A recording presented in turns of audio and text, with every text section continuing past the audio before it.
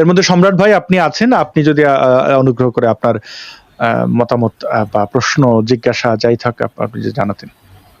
হ্যাঁ আসাদ ভাই, অনেক ধন্যবাদ। হ্যাঁ মাসুদ ভাই, আপনি আবার এসেছেন এর জন্য আপনাকে স্বাগত জানাচ্ছি। Thank you. আমি আপনার জন্যই আসলে মেইনলি আসা।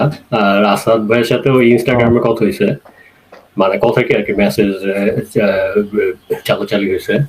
তো আসাদ ভাই, আমি তো আপনাকে প্রথমে ধন্যবাদ যে আপনি সাবস্ক্রিপশনটাকে আপডেট করতে পেরেছেন।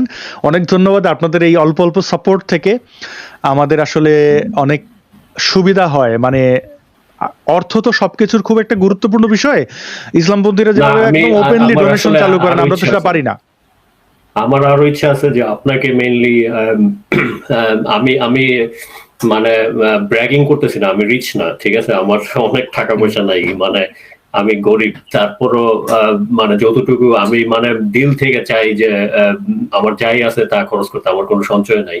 সো আমি যখনই যা কামাই তাই খরচ করে ফেলাই। তো এই কারণে আর কি আমি চাই যে আপনাকেও এখানে মানে আমার এখান থেকে যদি ক্ষুদ্র কিছু ই করতে পারি, কন্ট্রিবিউট করতে পারি, আপনার মতো তো আর ওইভাবে পারবো না। সো এই কারণে আর কি।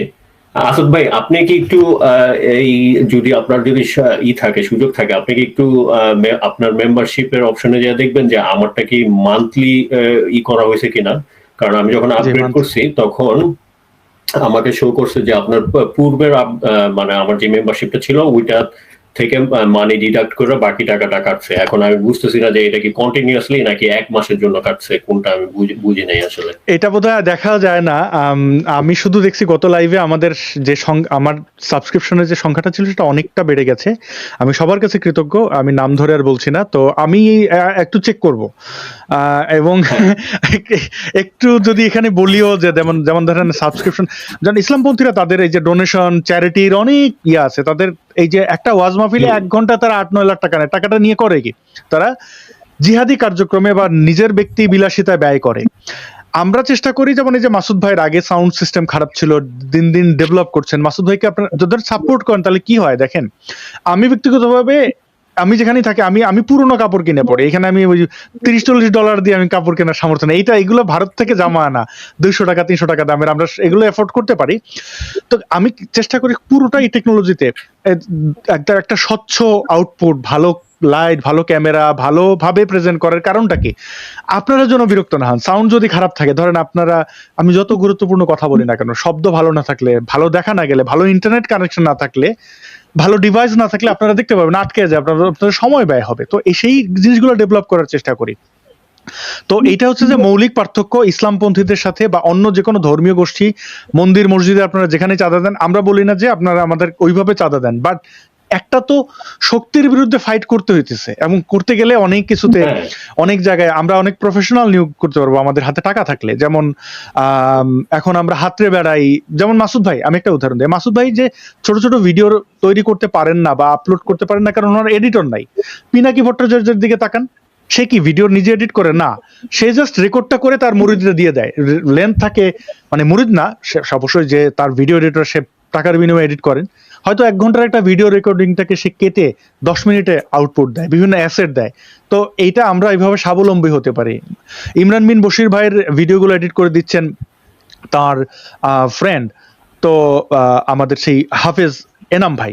এখন কি হয় যে যদি আজকে মুফতি ইমরান বিন বশির ভাইয়ের আরো যদি সচ্ছল হন, তাহলে তিনি আরো অনেক কিছু যুক্ত করতে পারবেন। এইটা হচ্ছে যে একদম বেসিক জায়গাটা। আমি আপনার কল্যাণে এটা একটু দর্শকদের কাছে পরিষ্কার করে দিলাম। জি আচ্ছা আসাদ ভাই, ওই আপনি আরো 2-3টা লাইভ আগে দেখছিলাম যে আপনারা একটা উদ্যোগ নিয়েছেন যে বড় বড় আলেমরা যদি আসে আপনাদের সাথে, ইমরান বিন বশিরের সাথে যদি কথা বলতে চায়, আপনারা ওইটা টাকা দিয়ে দিবেন তাদেরকে, তারা যেহেতু টাকা ছাড়া কোথাও আলোচনাতে যায় না।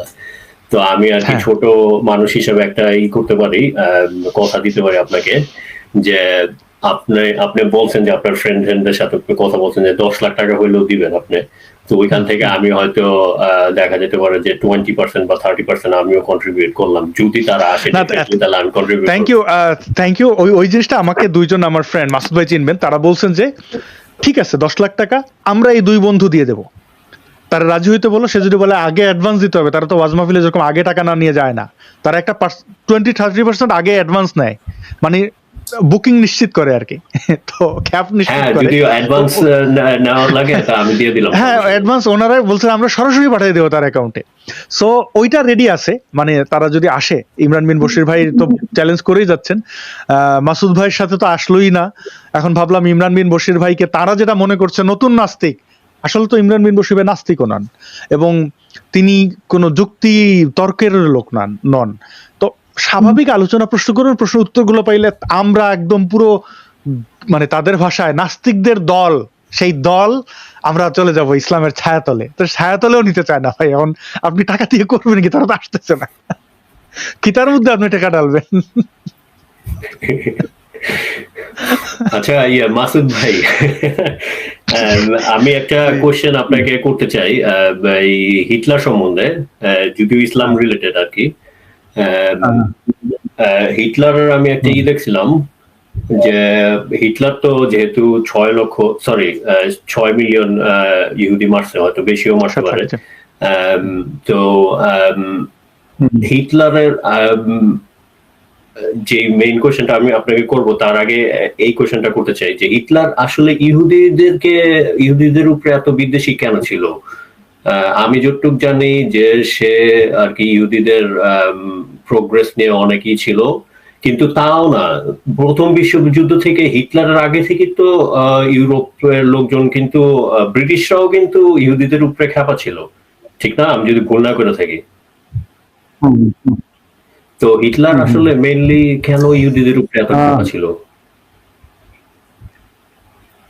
হিটলার এমনিতে, এটা আমি যতটুকু জানি, হিটলার এক ধরনের উগ্র জাতীয়তাবাদী ছিল এবং এক ধরনের পিওর জার্মান মনে করতো হচ্ছে খ্রিস্টানদেরকে, এবং হচ্ছে অন্য মানে ইহুদিবাদে বাকিদেরকে সে পিওর জার্মান মনে করতো, আর ইহুদিদেরকে সে মনে করতো হচ্ছে পিওর জার্মান না। এবার সে যখন ডিভাইড এন্ড রুলের পলিসি গ্রহণ করলো, যে পুরো পুরো বিশ্বকে দখল করবে, তখন কি হয়, মানে মোটামুটি মোহাম্মদের স্টাইলটাই হিটলার ফলো করেছে। মোহাম্মদ যখন মদিনায় গেছিল, মদিনায় গিয়ে সে মদিনাতে কিন্তু ইহুদিরা ছিল কিছু, মানে সংখ্যালঘু কিছু ইহুদি ছিল। এবার মোহাম্মদ কি করেছে, সরি, ওই সংখ্যালঘু ইহুদিদের বিরুদ্ধে বিদ্বেষ ছড়িয়ে সংখ্যাগরিষ্ঠ যারা আপনার প্যাগান ছিল, মানে যারা ইসলাম গ্রহণ করেছে প্যাগান, তাদেরকে এক ধরনের ইহুদি বিদ্বেষী বক্তব্য দিয়ে মোহাম্মদ কিন্তু ঐক্যবদ্ধ করেছে। এবং এই যে কোরআনের বিভিন্ন সময় ইহুদি বিদ্বেষী আয়াত নাজিল করে করে মোহাম্মদ কিন্তু মুসলিমদেরকে উস্কানি দেওয়ার চেষ্টা করেছে সব সময়, যে এই দেখো ইহুদিরা আমাদের শত্রু, ইহুদিরা আমাদের এই ক্ষতি করছে, সেই ক্ষতি করছে, এভাবে উস্কানি দেওয়ার চেষ্টা করেছে। সুতরাং সেই অর্থে বলা যায় হিটলার কিন্তু রাজনৈতিকভাবে মোহাম্মদের অনুসারী। একটা হচ্ছে যে ধর্ম বিশ্বাসের ক্ষেত্রে মোহাম্মদের অনুসারী কিনা, ধর্ম বিশ্বাসের ক্ষেত্রে না, কিন্তু রাজনৈতিকভাবে সে মোহাম্মদের অনুসারী।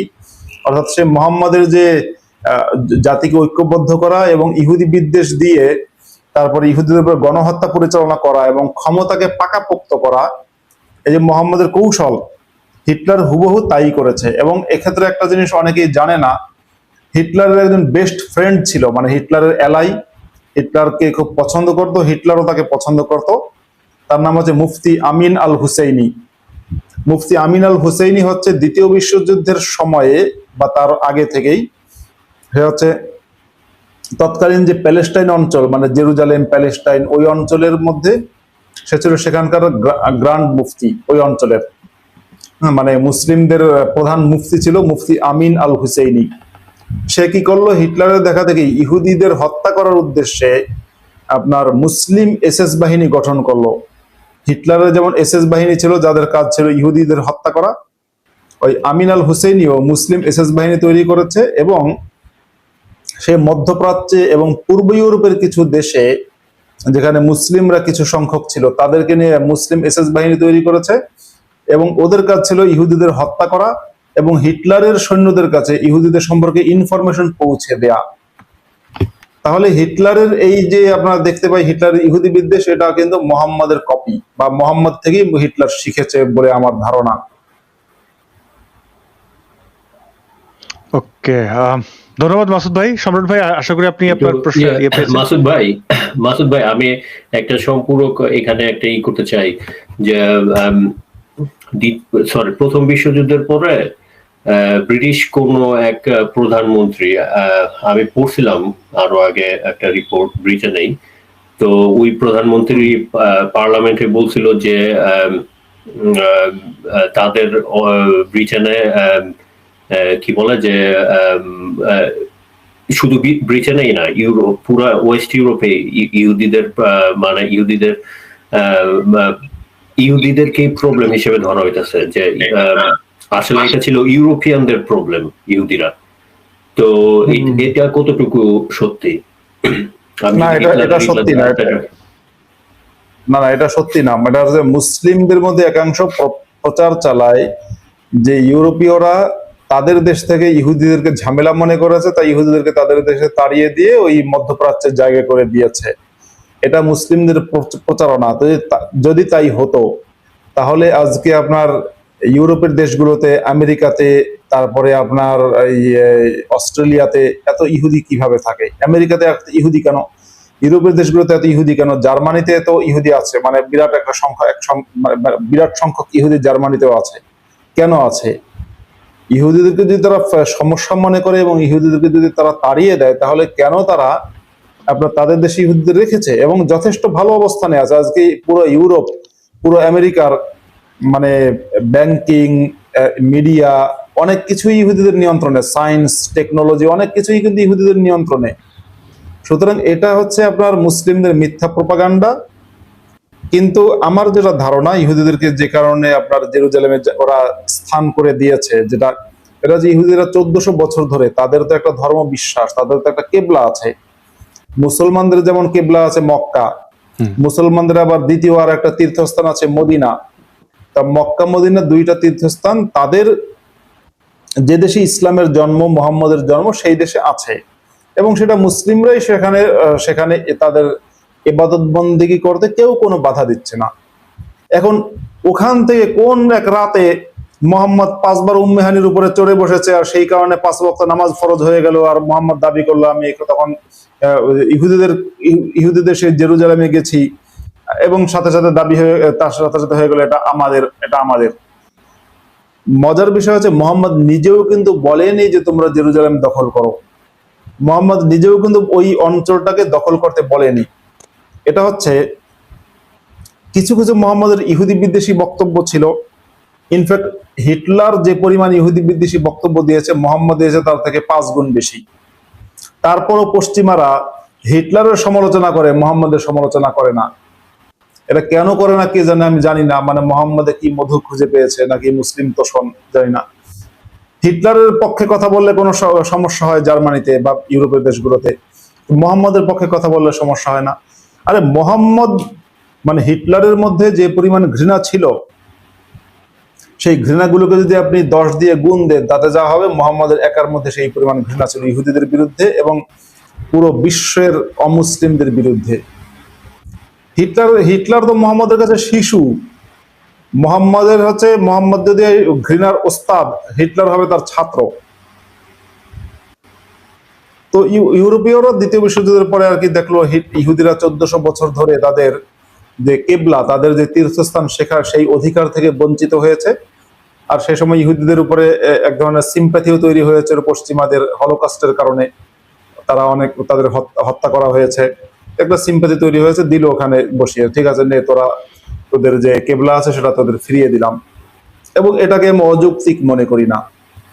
আর আজকে প্যালেস্টাইনের হামাস যেটা করছে, এটা কিন্তু স্বাধীনতা সংগ্রাম না। যদিও ভারতের পর্ক ভাদুরী এবং আপনার ভারতের সাহার চক্রবর্তী, রায় ব্যানার্জি ভট্টাচার্য এবং চীনা শক্তি পত্রিকা, যারা আপনার মানে তালেবানের নাম শুনলে খুশির ঠেলায় যাদের ইজাকুলেশন হয়ে যায়,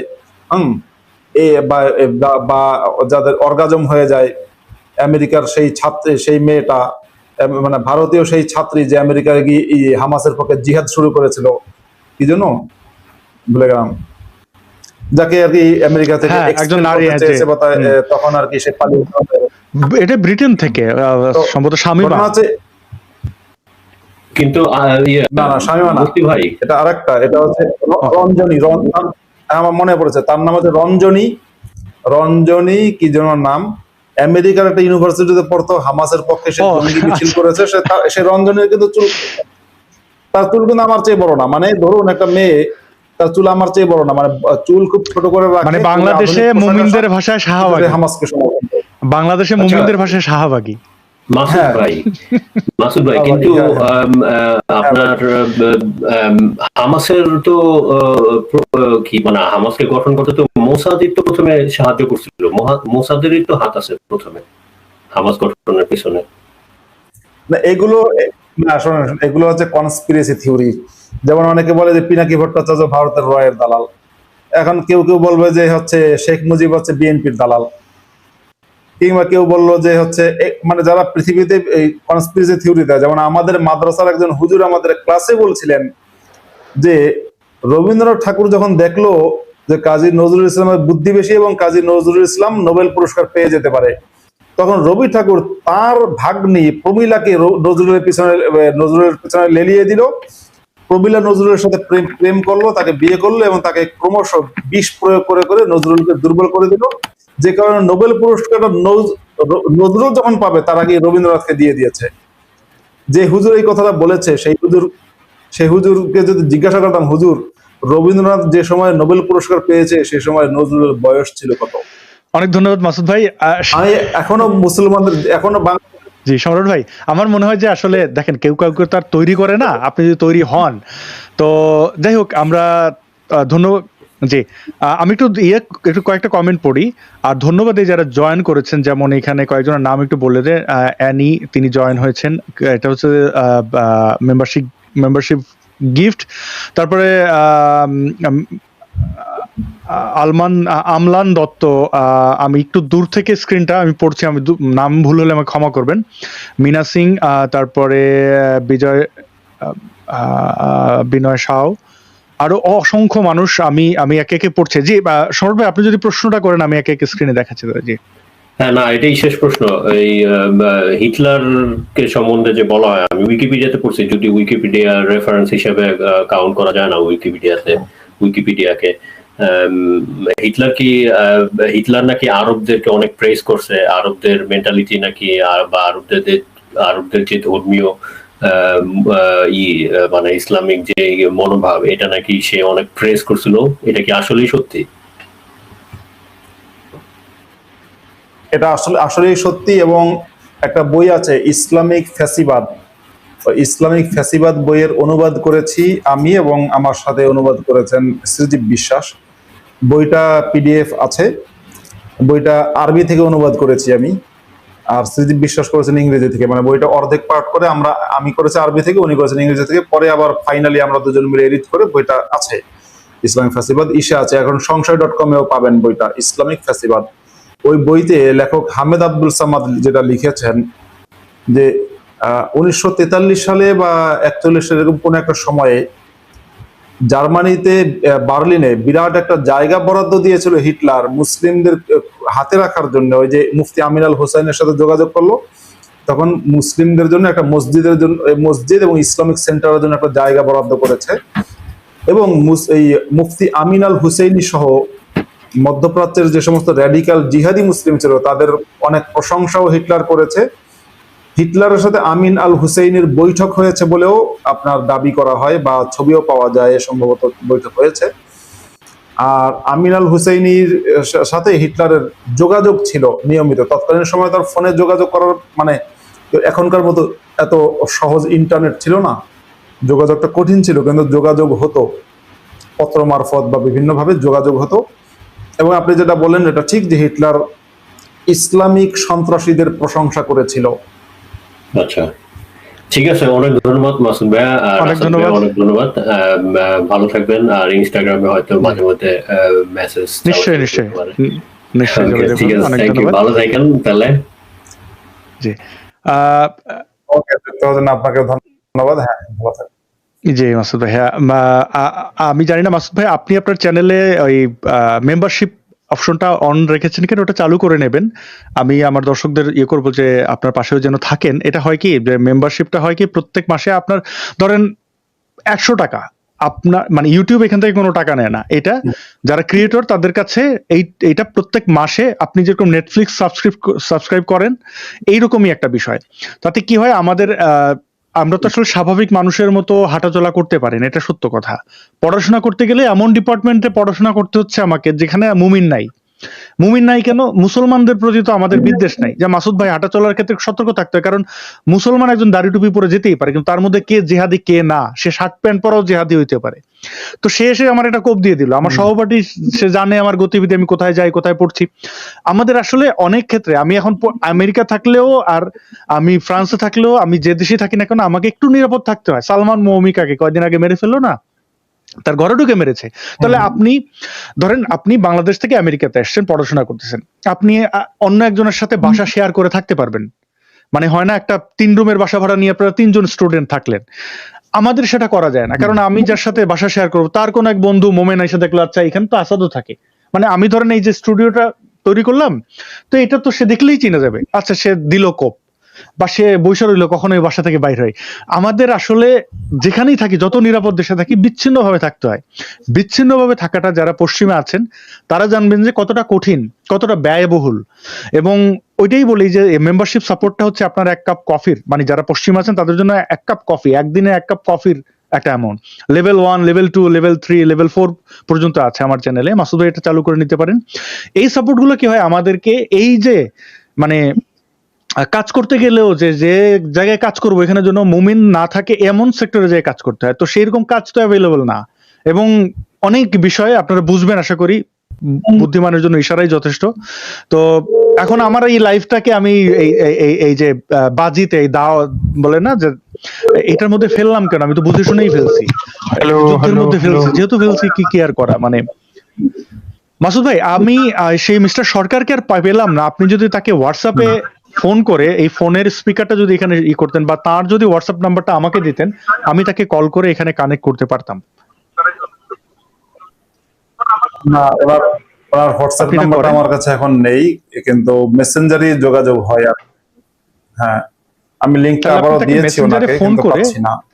জি। আমি তাহলে অন্য অতিথির কাছে যাই। আমাদের এখানে আমি কি যুক্ত তাকে লিস্ট মেসেঞ্জারে ফোন ফুল করবো? কিন্তু একে একে যুক্ত করছি। জি। আপনি যে ফোন করতে থাকেন আমাদের মাঝে আছেন কিরে।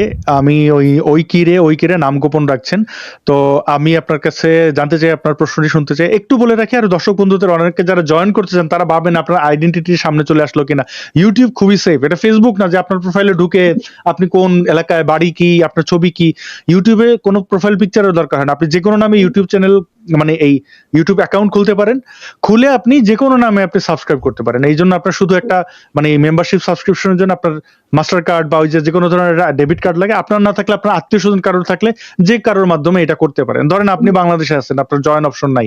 আপনি আপনার দেশের বাইরে থাকা কোনো ফ্রেন্ডকে বা আপনার আত্মীয়কে অনুরোধ করতে পারেন যদি আপনি সাপোর্ট করতে চান। সাপোর্ট করতে চাইলে তো অনেকভাবেই করা যায়। ১০০ জন মানুষও যদি আমাদের প্রত্যেক মাসে পাশে থাকেন তাহলে আমার মনে হয় যে আরো নিত্য নতুন অনেক কিছু তৈরি করা যাবে। অনেকভাবে মানে সংগ্রামের ক্ষেত্রে অর্থ খুব জরুরি। মাসুদ ভাই আমি আপনাকে অনুরোধ করে আপনি ওনাকে ফোন করেন। এর মধ্যে দেখছি যে ওই কিরে আপনি আছেন। আপনি যদি আমাদেরকে প্রশ্নটি রাখেন। আপনাকে উনি শুনতে আজকে পাচ্ছি না। মনে হয় যুক্ত হতে পারবে না। যদি আজকে না হয় আগামী সপ্তাহে হবেন সরকার ভাই। এর মধ্যে না হয় ঠিক কথা আছে। বলে নেব। ঠিক আছে। আচ্ছা, ওই কিরে আপনি ছিলেন, আপনাকে শুনতে পাচ্ছেন। আপনি ওই যারাই ঢুকবেন দেখবেন সেটিংস আছে। এই ওয়েবসাইটটাতে ঢোকার পরে আমাদেরকে যেখানে দেখতে পাচ্ছেন এর নিচে দেখবেন সেটিংস আছে বা পাশে সেটিংসে ঢুকে আপনার অডিও ডিভাইস, ভিডিও যেরকম আপনি ক্যামেরা অন করেন, অনেকে করেন না আপনার ইচ্ছা। অডিও ডিভাইসটাকে আপনাকে ওখানে সিলেক্ট করতে হয়। তাহলে পরে আমরা আপনাকে শুনতে পারবো। নইলে আপনি আমাকে শুনতে পারবেন। কিন্তু আপনার প্রশ্ন আমি শুনতে পাচ্ছি না। ওই কিরে আপনাকে আমি শুনতে পাচ্ছি না।